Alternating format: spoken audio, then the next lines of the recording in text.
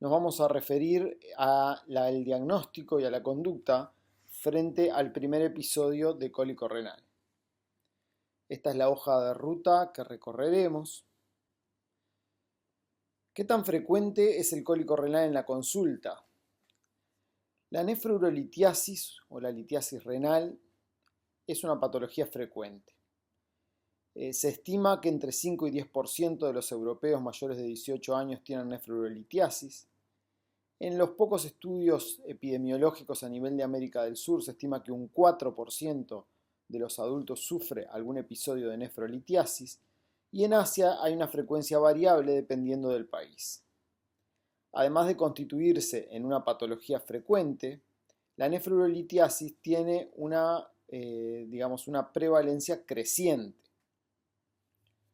Como podemos ver, esta prevalencia era más baja en la década de los 80, y esto en realidad son estudios epidemiológicos de diferentes países. Si bien en Estados Unidos tenía una frecuencia del 3.2% de la población adulta, y progresivamente, si uno lo va viendo cada periodo de 20 años, vemos cómo la prevalencia actual está en el entorno de 8.8%. Lo mismo revelan los estudios epidemiológicos italianos y alemanes, y en todo se ve que la prevalencia de esta enfermedad es creciente. ¿A qué responde este aumento de la prevalencia? En principio es multicausal. Responde a mejora en las técnicas de imagen, lo cual permite hacer el diagnóstico frente a manifestaciones clínicas diversas de la presencia de nefrolitiasis. Tanto las imágenes ecográficas como las imágenes por tomografía han tenido una mejora sustantiva en los últimos años y eso determina una mayor tasa de diagnóstico. Pero además, este aumento en la prevalencia responde al aumento de los factores de riesgo para el desarrollo de nefrolitiasis. Factores de riesgo algunos que se constituyen en enfermedades endémicas como es la obesidad o la diabetes, la alta ingesta de sodio, es decir, los hábitos dietéticos, la alta ingesta de proteína animal, que determina que la nefrourolitiasis sea más frecuente en las geolocalizaciones con alta ingesta de proteína de origen animal, la alta ingesta de sacarosa o de azúcares refinados, así como de bebidas azucaradas, y se estima que el calentamiento global con la pérdida con la disminución del intravascular es otra causa que está detrás del incremento de la presencia de nefrolitiasis. O sea que además de ser frecuente, es una frecuencia que viene en aumento. Esta frecuencia determina, como vemos, que la tendencia a tener cálculos renales y que esos cálculos renales sean sintomáticos también se ha ido incrementando. Y fíjense, me quiero situar en este segundo renglón, la incidencia de cálculos renales sintomáticos confirmados por cada 100.000 personas año pasó de 95 cada 100.000 personas año a 254 cada 100.000 personas año.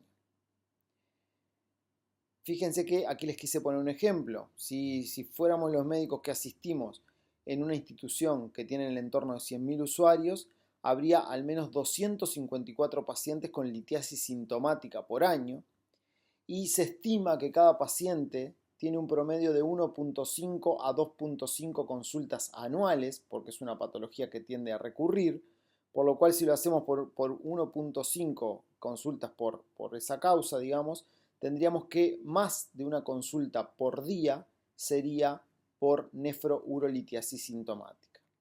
Por tanto, podemos decir que la nefrourolitiasis sintomática o el cólico renal es una causa frecuente de consulta tanto en los servicios de emergencia como en otros servicios ambulatorios.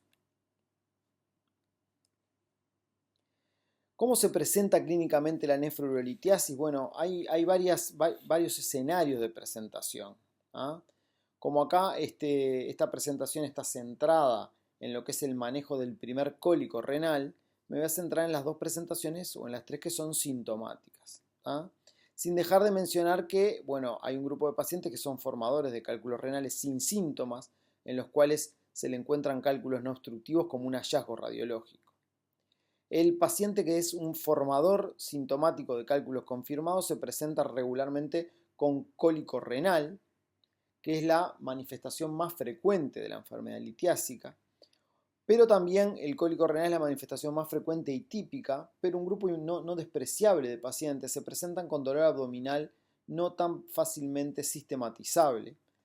O otra forma de presentación del formador sintomático es la presencia de macrohematuria. Otro grupo de pacientes son pacientes formadores sintomáticos de cálculos renales, pero que no son, digamos, no son confirmados por estudio de imágenes, sino que son sospechosos. Y son pacientes que mayoritariamente se presentan con cólico renal. Son pacientes que acuden a la emergencia con un cuadro típico de cólico nefrítico o de cólico renal, en la cual puede haber otros elementos de la analítica que sugieran que tuvo un cólico renal en curso, como es la presencia de micromaturia, es decir, o algunas anomalías en el sedimento urinario, pero que en la búsqueda radiológica el cálculo o el lito no se detecta.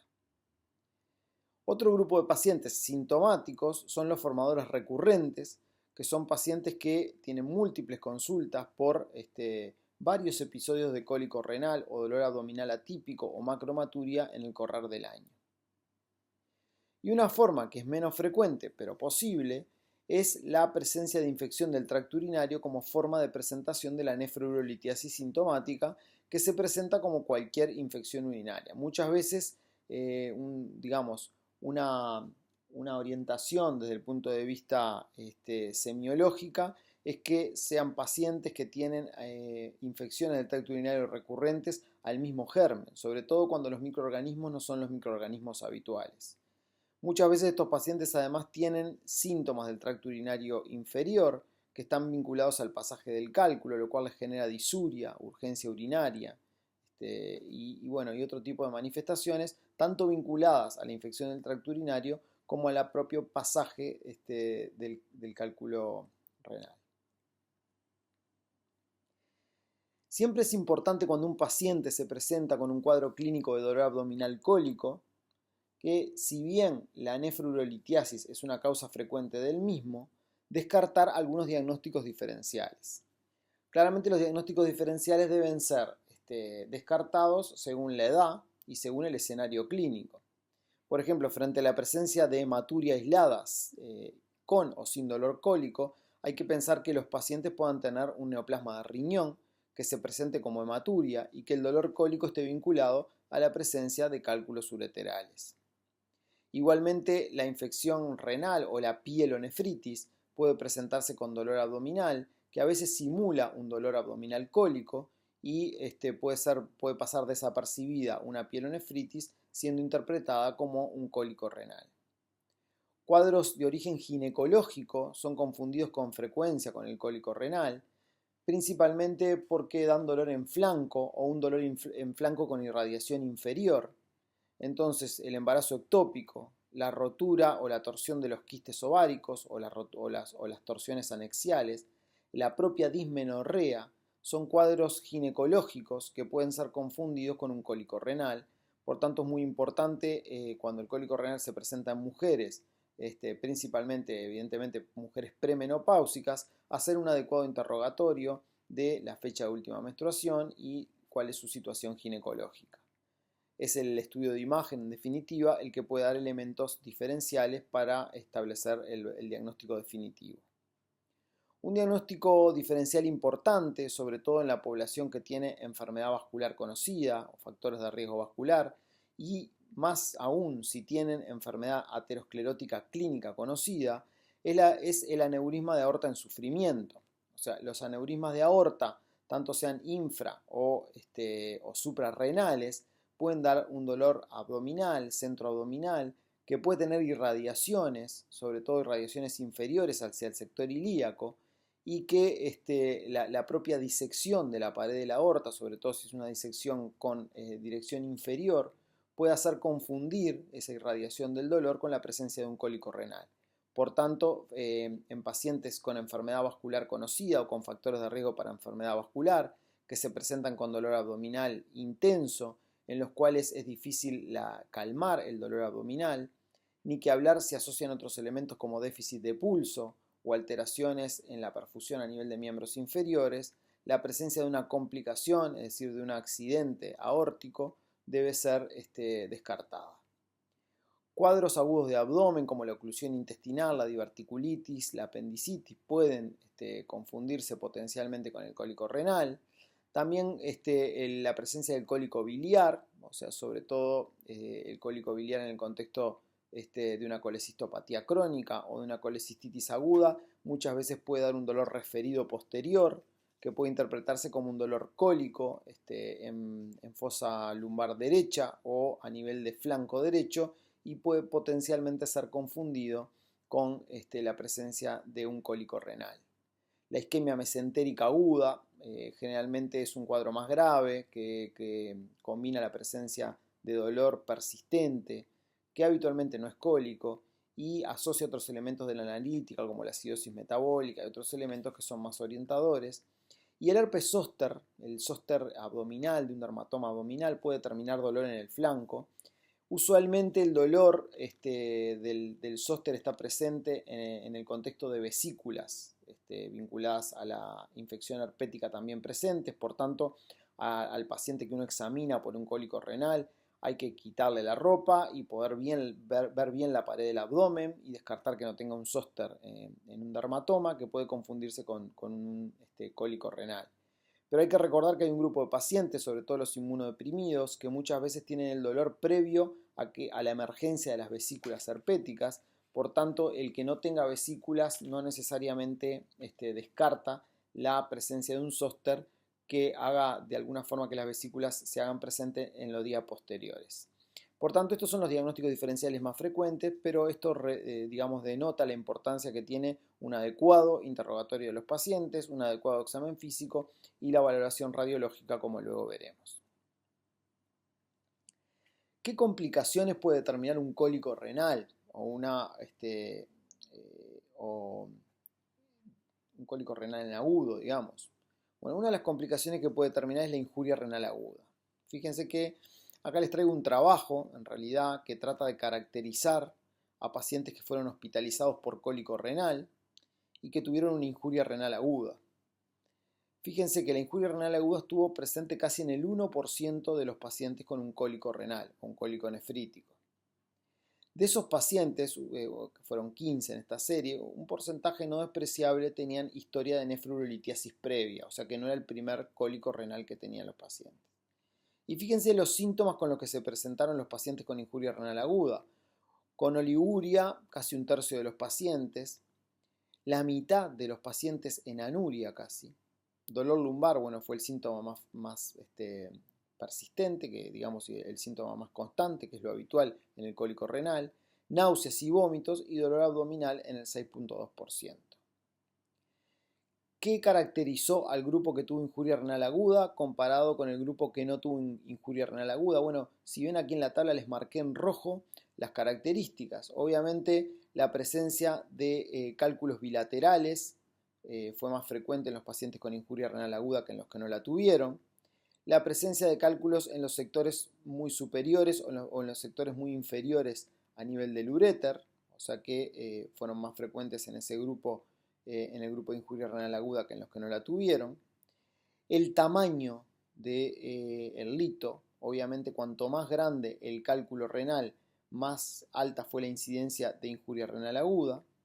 Y evidentemente los pacientes que tenían un solo riñón funcionante, en los cuales desarrollaron una litiasis obstructiva en un único riñón funcionante, por tanto, como es lógico, la injuria renal aguda fue más frecuente en ese grupo que en los que no tenían solamente un único riñón funcionante.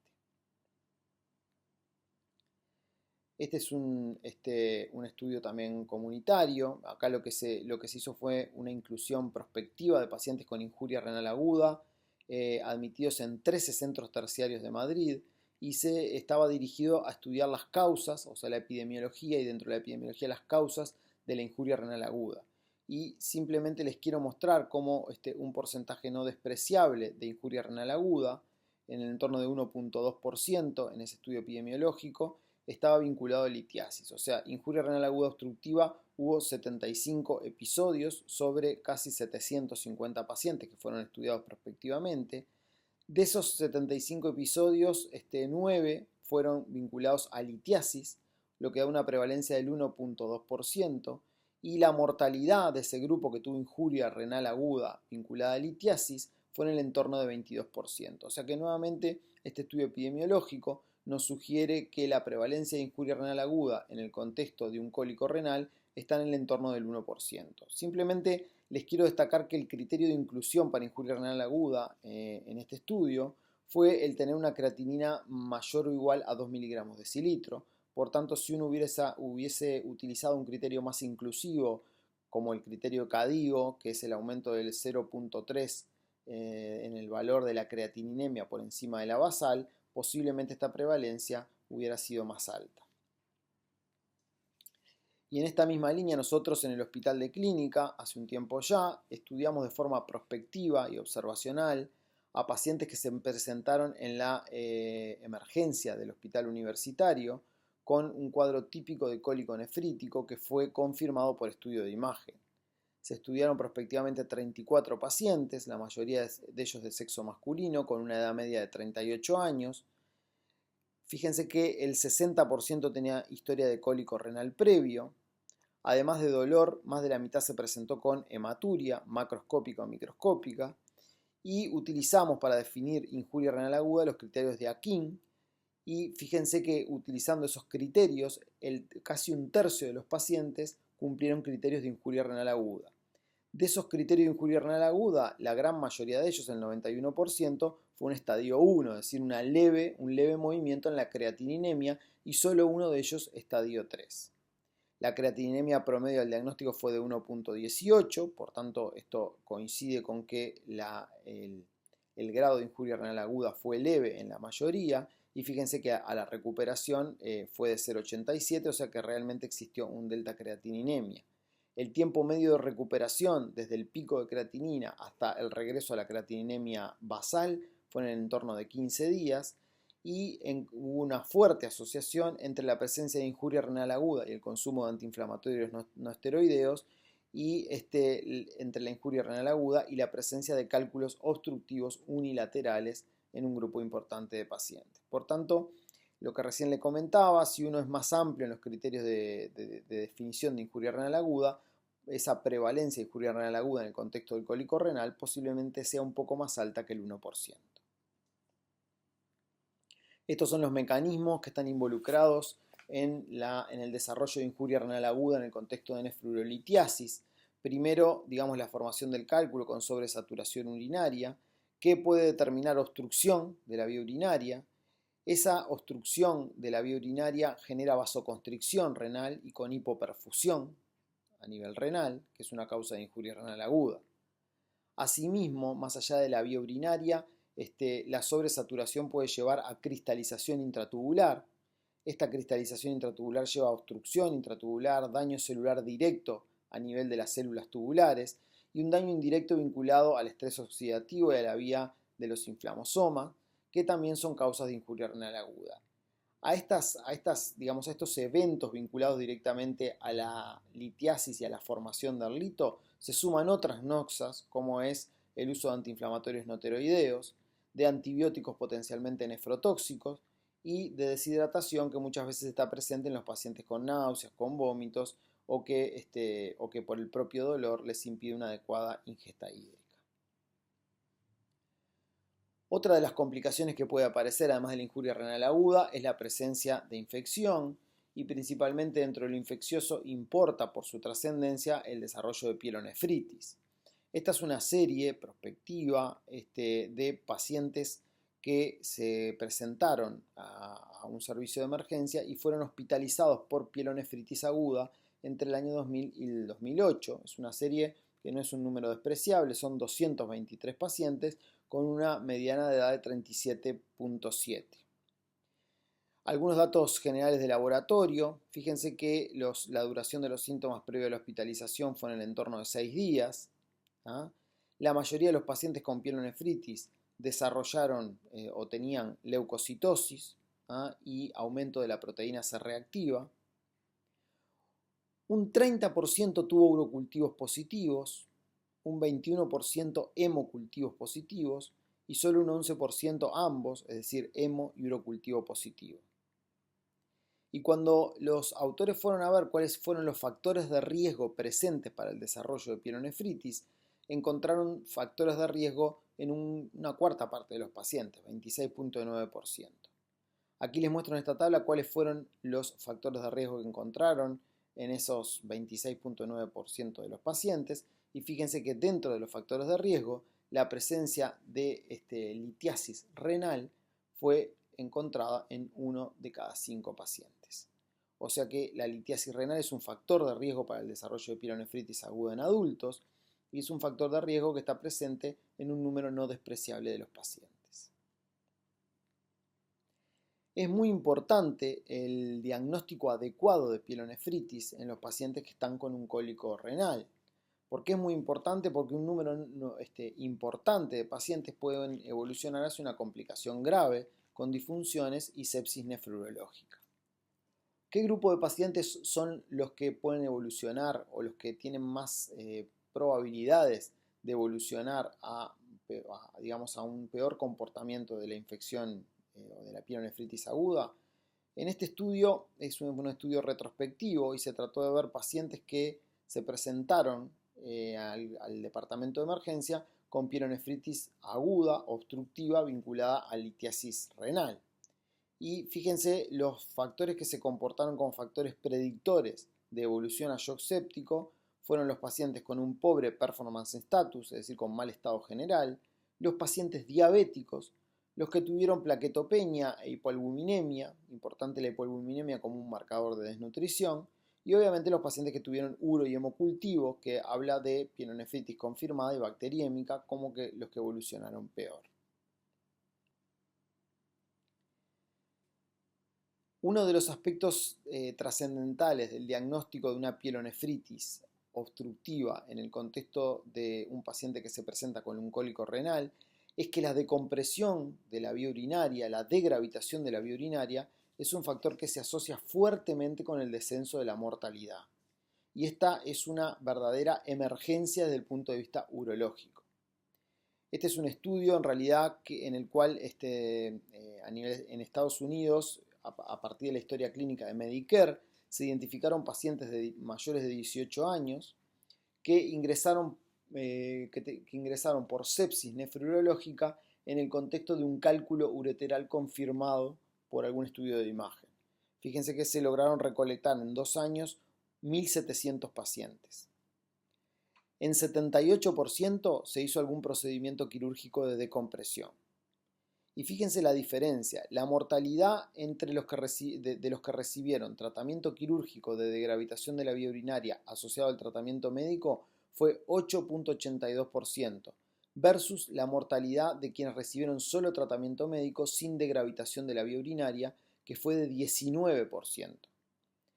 El riesgo, el odds ratio de los pacientes que no recibieron tratamiento quirúrgico, es decir, que no se degravitó la vía urinaria, el riesgo de muerte fue de 2,6% más, o sea que duplicaron la probabilidad de morir los que no se degravitaron en quienes no se degravitó la vía urinaria. Y estos son, digamos, los diferentes procedimientos urológicos que se utilizaron para la degravitación de la vía urinaria. ¿Cuál es el mensaje entonces? Que la infección urinaria, principalmente la pielonefritis, puede estar presente en los pacientes que se presentan con un cólico renal, que es de suma importancia el diagnóstico de esa coexistencia, es decir, pielonefritis con cálculo impactado en el uréter, porque la pielonefritis obstructiva es una urgencia urológica y fíjense que la mortalidad se incrementa severamente en los pacientes en los que no se instrumenta la vía urinaria.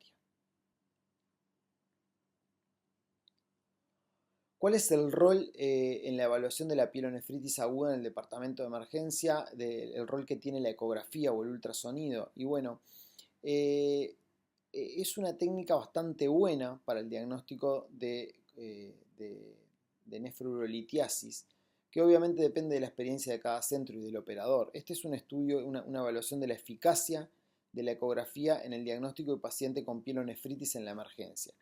Entonces, ¿por qué les quiero decir esto? Porque esta es una mirada no desde el cólico renal, sino desde la pielonefritis. Es decir, nosotros como médicos clínicos podemos evaluar a algún paciente en emergencia que pensamos que tiene una pielonefritis aguda y en los cuales si no realizamos un estudio de imagen podemos estar pasando por alto la presencia de un cálculo renal impactado que pudiera determinar otras implicancias desde el punto de vista terapéutico, principalmente dirigido a degravitar la vía urinaria. Fíjense, acá se recolectaron de forma retrospectiva 206 pacientes, 234 pacientes con pielonefritis aguda que consultaron a emergencia. De esos 234 a 206 se les hizo algún estudio de imagen, o sea, el 85%. Esos estudios de imágenes fueron una radiografía de abdomen simple, o sea que viendo riñón, uréter y vejiga en el 16%, una ecografía en cerca del 40% y tomografía cerca del 60%. Y fíjense que de todos estos pacientes, en un 40% casi se encontró alguna anomalía en la imagen. Les repito, entonces son pacientes que consultaron por pielonefritis aguda. Y de esas anomalías significativas, 61% de esas anomalías, o sea, la gran mayoría de ellas, ya fue vista en la ecografía. Y fíjense, acá están los hallazgos de las anomalías de estos pacientes, de este grupo de pacientes con pielonefritis. Y fíjense que en 28 pacientes se encontraron, existió la noción de cálculos renales, en 20 pacientes la noción de cálculos ureterales, bueno, y en 2 pacientes la noción de cálculos en cuerno de arce, o sea, o coraliformes a nivel de las cavidades pielocaliciales. Entonces, el mensaje importante de esto es que mirados de otra perspectiva, los pacientes adultos que se presentan con una pielonefritis aguda en el departamento de emergencia también pueden ser pacientes que tengan un lito que esté complicando la situación de la infección renal y esa sea la forma de presentación de la nefrourolitiasis. Por tanto, y visto esta evidencia, la imagen debe estar siempre presente cuando se sospeche la presencia de nefrolitiasis. O sea que frente a un paciente en el cual se sospeche que tenga un cuadro clínico y que en la génesis del mismo esté una nefrolitiasis sintomática, debe ser evaluado con un estudio de imagen. La primera pregunta que uno pudiera hacerse es si se trata de una paciente embarazada, en cuyo caso la ecografía renal y de aparato urinario ganaría un poco más de terreno en la medida de, digamos, de evitar la tasa de radiación. Si bien, como luego veremos, las ecografías de baja radiación no generan tanto daño. En el caso de que no se trate de pacientes embarazadas, la pregunta es si el centro en el que uno se encuentra tiene disponibilidad de tomografía. Si no hay disponibilidad de tomografía, se recomienda realizar una ecografía renal y de aparato urinario y eventualmente complementarla con una radiografía de abdomen de pie, que es digamos, de buena utilidad para el diagnóstico de los cálculos o de los litos cálcicos. En el caso de tener tomografía hay que ver un poco la superficie corporal del paciente y el peso. En los pacientes con un índice de masa corporal muy elevado, o sea, más de 30, o en los hombres con más de 130 kilos o mujeres con más de 115 kilos, estaría indicado realizar una tomografía con una dosis estándar de radiación y sin contraste. En pacientes con menor superficie corporal y sin obesidad, se puede hacer una tomografía con un protocolo de baja dosis de radiación, ambas sin contraste. Este es un posible algoritmo diagnóstico radiológico que, como dije, siempre debe estar presente y que puede utilizarse frente al diagnóstico en el primer episodio de cólico renal. ¿Cuál es la conducta clínica que debemos tomar?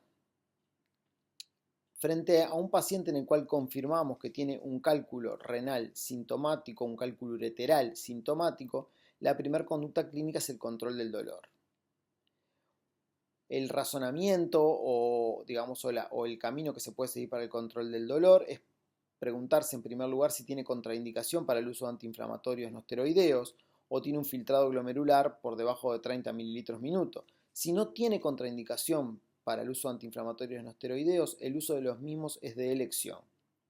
En el caso de que los pacientes tengan contraindicación para el uso de AINES, tengan una insuficiencia renal severa, es decir, con un filtrado por debajo de 30 mililitros minuto, o se le haya administrado antiinflamatorios y el dolor no calma, tienen indicación de administración de opioides. ¿Por qué empezamos con los antiinflamatorios no esteroideos como la estrategia inicial? Esta es una revisión sistemática con un metaanálisis, comparando la eficacia de los antiinflamatorios no esteroideos con los opioides y el paracetamol en el tratamiento del cólico renal. Los autores terminan recolectando 36 estudios controlados y aleatorizados entre el año 82 y el 2016, con un total de casi 5.000 pacientes. Fíjense que acá lo que vemos es los antiinflamatorios no esteroideos versus los opioides en función del requerimiento de analgésicos de rescate, y claramente la ecuación, o sea, el metaanálisis, está a favor de los antiinflamatorios no esteroideos. Esto quiere decir que los pacientes tratados con antiinflamatorios no esteroideos requirieron menos rescates, analgesia de rescate, que los pacientes tratados con opioides como primera opción.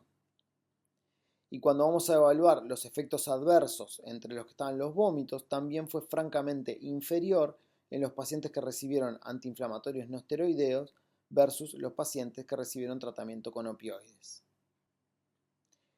Esta es la justificación de por qué el primer fármaco analgésico que se sugiere utilizar en ausencia de contraindicaciones y sin insuficiencia renal son los antiinflamatorios no esteroideos.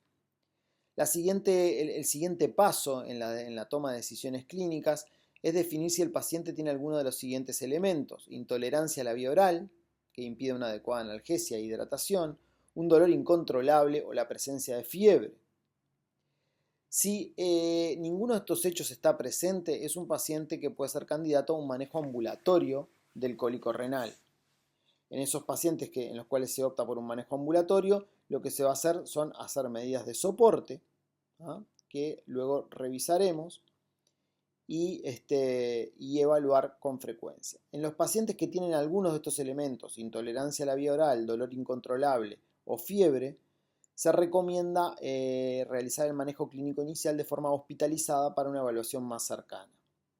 La siguiente pregunta que uno debe hacerse en el paciente que hospitaliza es si tiene signos de infección del tracto urinario, si tiene una injuria renal aguda en curso o si está anúrico, o si tiene un dolor persistente, náuseas o vómitos. Si así lo tiene, es un paciente que tiene que ser evaluado a la brevedad por urólogo para justamente descartar en conjunto que no haya una pielonefritis obstructiva o que haya un lito de gran tamaño que esté generando una obstrucción total de la vía urinaria.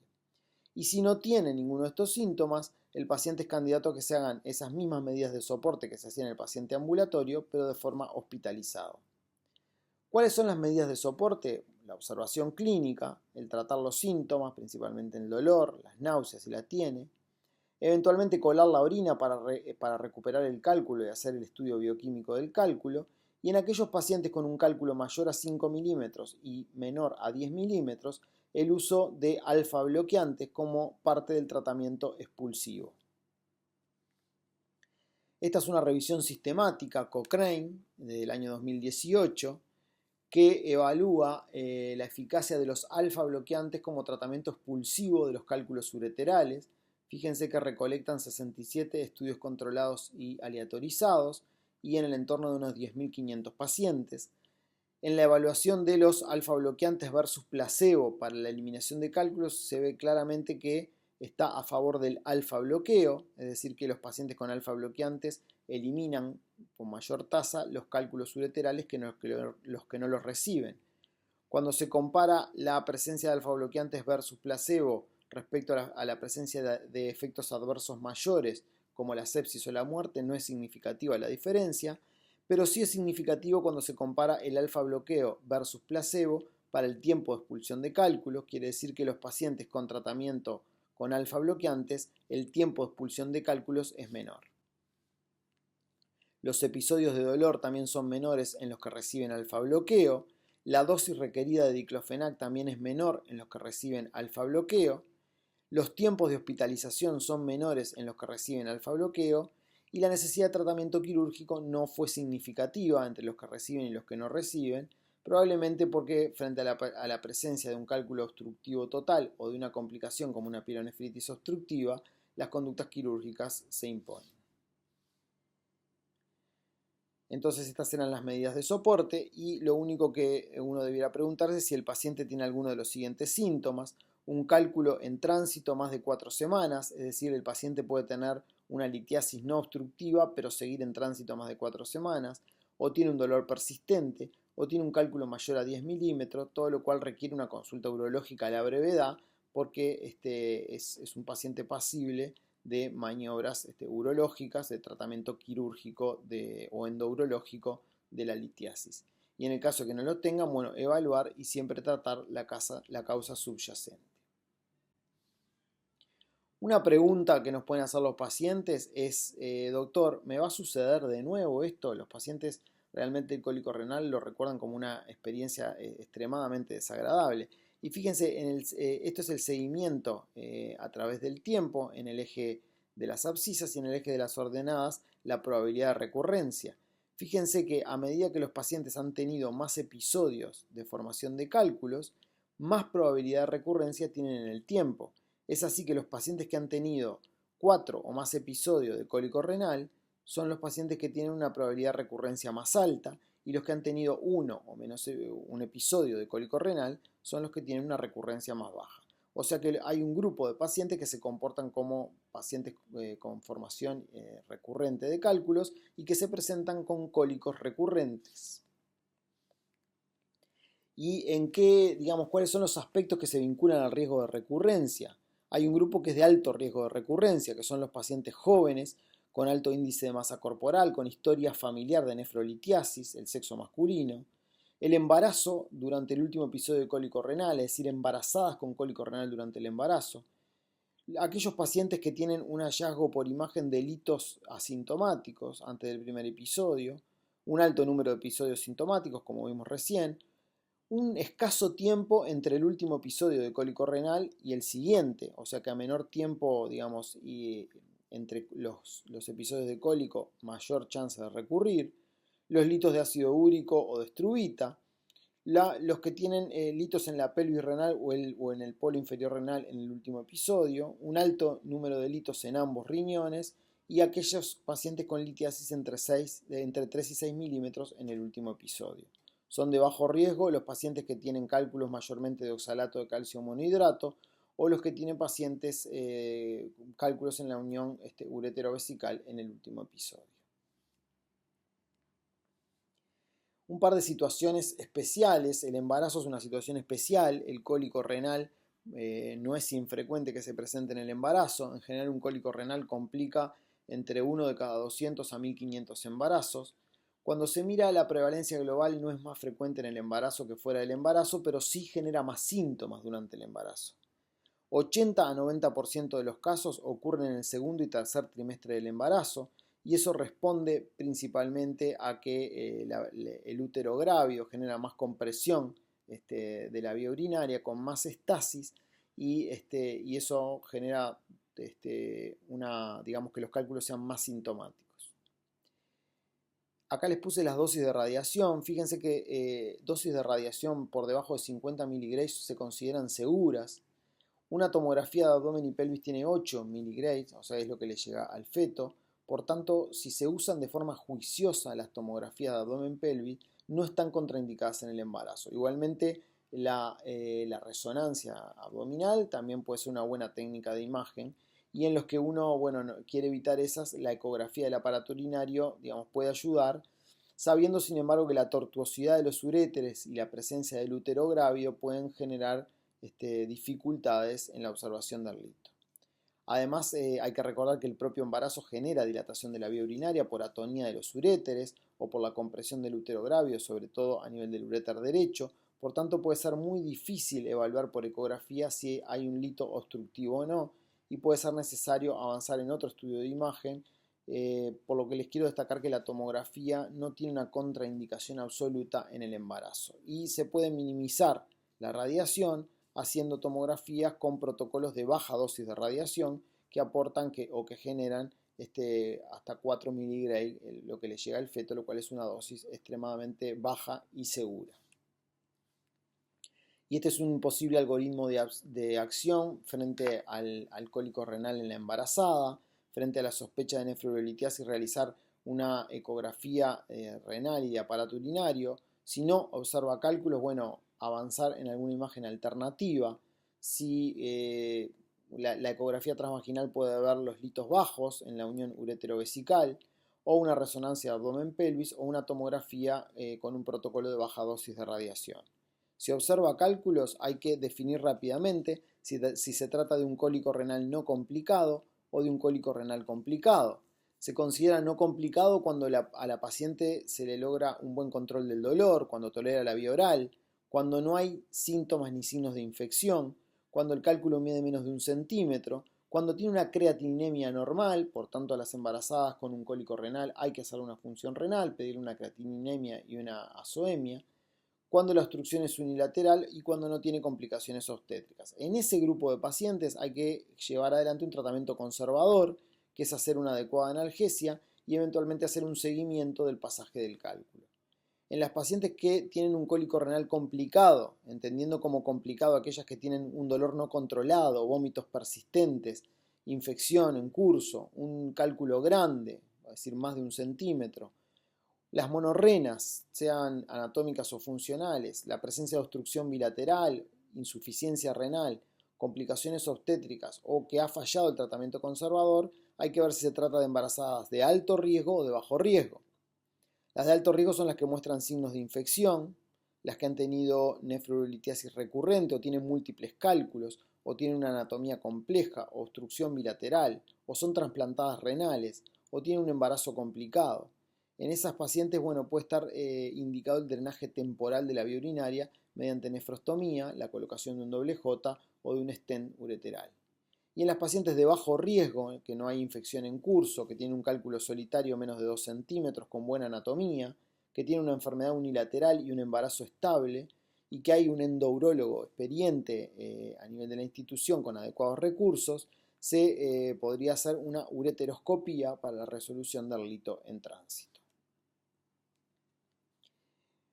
Una situación especial que también puede darse es la presencia de un cólico renal en los pacientes receptores de trasplante renal. Esto en realidad es una revisión sistemática de la incidencia de litiasis en receptores de trasplante renal. Se incluyen 21 ensayos controlados y aleatorizados y fíjense que están incluidos más de 64.000 pacientes trasplantados y la incidencia de nefrolitiasis es del 1% en los trasplantados. En este metaanálisis y revisión sistemática encuentran que el tiempo entre el trasplante renal y el diagnóstico está en el entorno de los 28 meses, o sea que fíjense que ocurre entre el segundo y tercer año después del trasplante, con una edad de 42 años, o sea, en pacientes jóvenes, y 67% de las veces los cálculos son cálcicos. El algoritmo de diagnóstico es el mismo que en el paciente que tiene una nefrolitiasis sintomática en riñones nativos. Es necesario en todos los casos tener un estudio de imagen y más aún en los trasplantados renales tener claro si no tiene una litiasis obstructiva porque se comportan como una litiasis obstructiva en un portador de un riñón único. Por tanto, requieren una evaluación estricta de imagen, además de una función renal y descartar que no haya alguna complicación infecciosa en curso. Por último, lo que no debe faltar al alta es la comprensión del médico que ve al paciente de que la nefrolitiasis no es una enfermedad. La nefrolitiasis es un síntoma. Es decir, lo que siempre decimos, debajo de la punta del iceberg hay una enfermedad más grande. La nefrolitiasis es la punta del iceberg. Debajo de esta manifestación clínica puede haber muchas alteraciones a nivel de la orina y a nivel plasmática que constituyan factores prolitogénicos, y debajo de la presencia de estos factores prolitogénicos puede haber enfermedades como un hiperparatiroidismo primario, como una sarcoidosis, como una hiperoxaluria primaria, como una acidosis tubular renal.